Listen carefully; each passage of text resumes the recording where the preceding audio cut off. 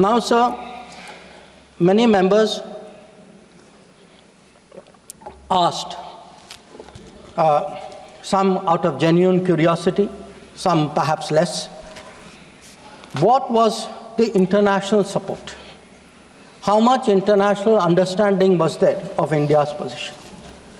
I would like to share with you a sample. So let me start with countries who are known to be partners of India. Quad. Quad gave a statement which says the Quad unequivocally condemns all acts of terrorism and violent extremism in all its forms and manifestations, including cross-border terrorism.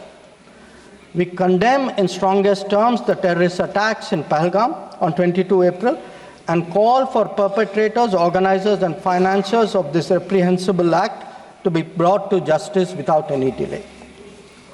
Now, sir, this is the Quad. Now, let us look at a different grouping, BRICS. Now, BRICS has China as a member, Russia as a member, it has Iran as a member, Brazil, South Africa, Egypt. BRICS also condemned the April 22 attack. It reaffirmed its commitment to combating terrorism, again including cross-border terrorism. Now, I would like members of this House to understand, if India is attacked, if there is a terrorist attack on India and a country says we condemn cross-border terrorism, I think it is obvious to everybody what that cross-border terrorism is. So, I then move on, sir, to the Central Asia. The Central Asian countries opposed providing safe haven, using terrorist proxies for cross-border terrorism, for terror financing.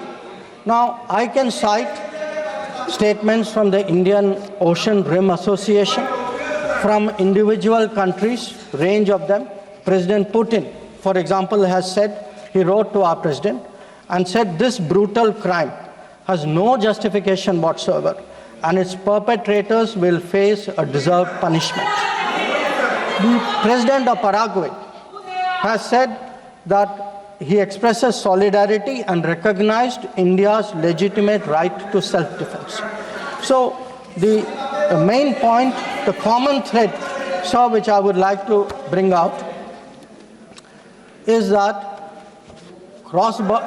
number one, a cross-border terrorism across the board has been recognized, all forms and manifestations, opposition to condemnation of Pahalgam terrorist attack, and the right of India to bring people to justice.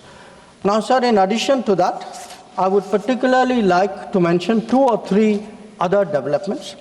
One, the American designation of TRF.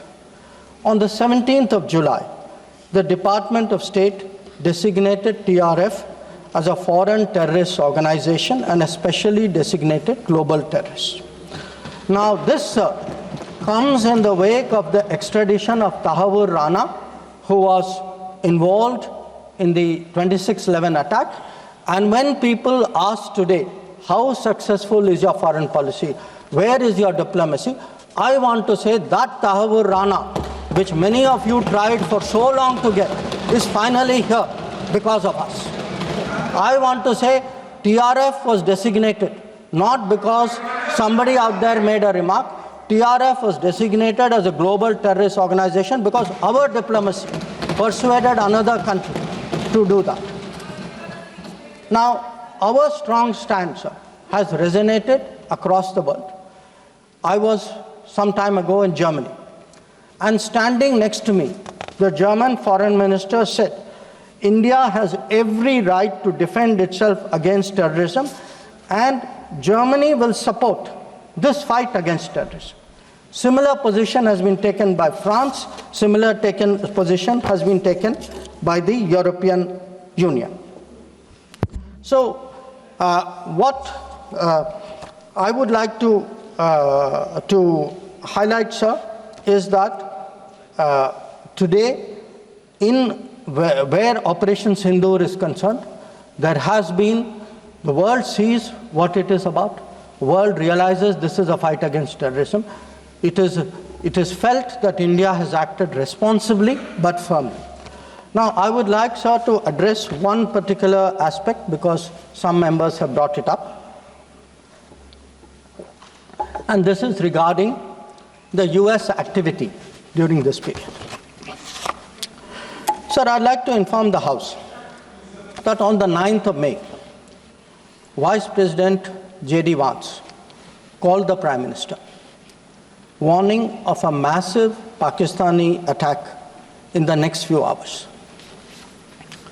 Prime Minister, in his response, made it very clear that if such an attack happens, it would meet with an appropriate response from our side. Now, sir, that attack took place and was foiled by our armed forces, and I think the House should collectively appreciate the performance of the armed forces in foiling what was a massive attack on the 9th and 10th of May. Now, our response, which the Prime Minister promised, was delivered, and it was delivered with devastating effect. I don't have to say anything. Every member has seen satellite pictures of Pakistani airfields. You can see from the state of those airfields, which shown by the pictures, what was our answer. Now, on the 10th of May, we received phone calls sharing the impression of other countries that Pakistan was ready to cease the fighting.